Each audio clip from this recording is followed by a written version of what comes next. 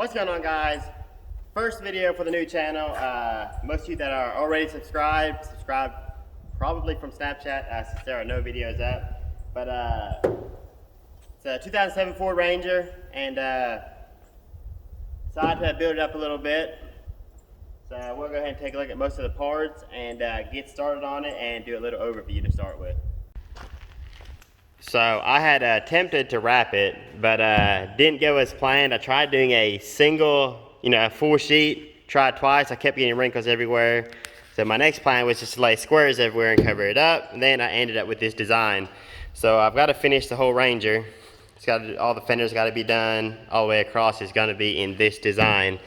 And here's some of the parts I got for it. I got 6 lug adapters for the 24x14 wheels that are going on it. We got just a few spacers going on it. We got a third brake light, tail lights, side markers, headlights, speakers for underneath, tint on the way, there's tint applicator, we got wheel lights, we got wiring, we got lots of vinyl, paint, shackles for the rear, and more adjustments for the rear. There's also spindles coming for the front. They just aren't here yet, and of course the bed liner gets pulled out. There's a roll pan coming for the rear, and most of you probably know what those wheel spacers are for if you put 2 and 2 together. But in order to clear the 24x14s and have the 5-inch drop in the back, they have to be outside the fenders. So I've got to go in there and take that leaf spring off first of all, and it's going to be set below the axle. So it's going to be a big drop. Then the wheel spacers are going to stick all the way out here, and the whole wheel should actually be outside the bed, front and back, and the front gets a lift. So for now, I'm going to go ahead and pull these headlights out, and then we'll get started on the rear.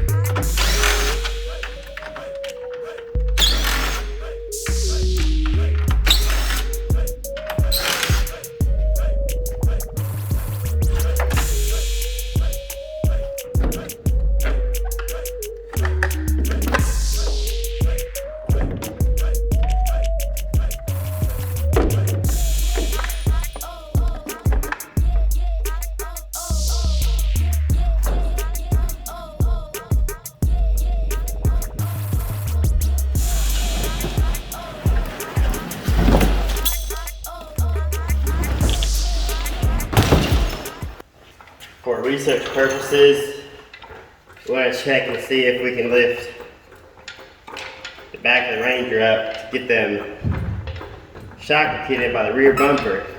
I think it's probably strong enough.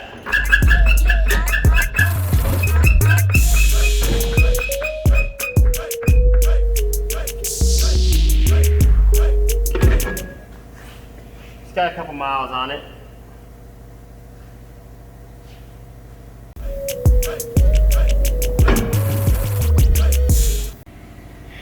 Here you can see where the leaf spring sits on top of the axle, and I've got to take these 4 nuts off, and at the front and the back bolts the leaf spring, and it's actually going to set below this axle. Then you'll see that little adapter I have is going to allow it to mount on the bottom side. So the whole axle will sit on top of the leaf spring in this case for that rear drop.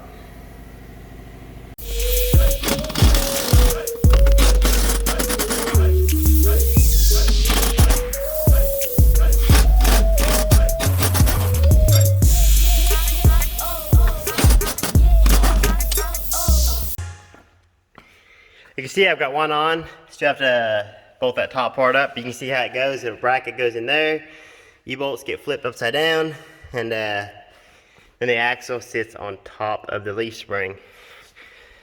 Got that side mostly done, and over here, take the leaf spring off, got the back side fastened up, just got to lift it up, get the U-bolts put in there, and then mount it back to the top. And that should be around a 5-inch drop. Fixing to put my wheel spacers on. It's getting 4 wheel spacers right there, and the 5th one is obviously a spacer as well, but it's an adapter to the 6 lug. So I'm gonna get all these 4 bolted up and leave this off for now. I'm just gonna put the stocks on it to set it down because I don't have my new wheels here yet.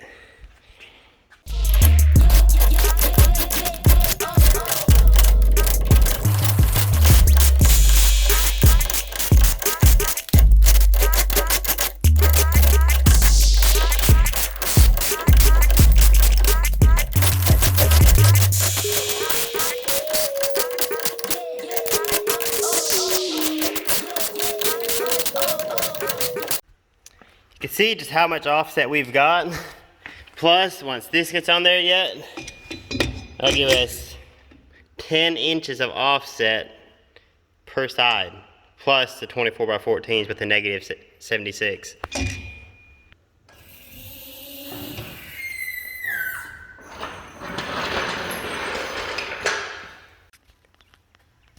I've got a small problem.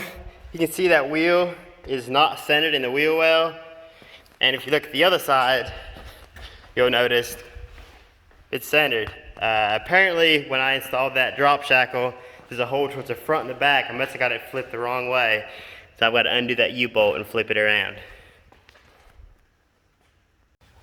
That's exactly what happened. If you look in there, you see that hole in the back where the bolt goes through to line it up. That whole shackle needs to be spun around where the hole is forward, which will move the axle back. I've got to lift it up and flip it.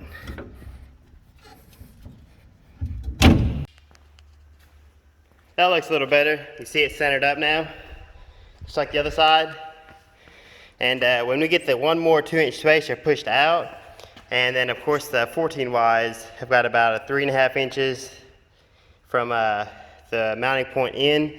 And the way I figured it, if I put the 2.5-inch spacer on and the 14 Ys, it should clear the edge of this fender where it can stick up. Somewhere around this bed line is where it should be sticking. That's gonna be all for the first video. So next, I've gotta get this vinyl, keep on wrapping the sides, paint the grill, build a new bumper for it, and start wrapping this side. So stay tuned, and make sure you hit the bell, the notification, where you get notified for the next video.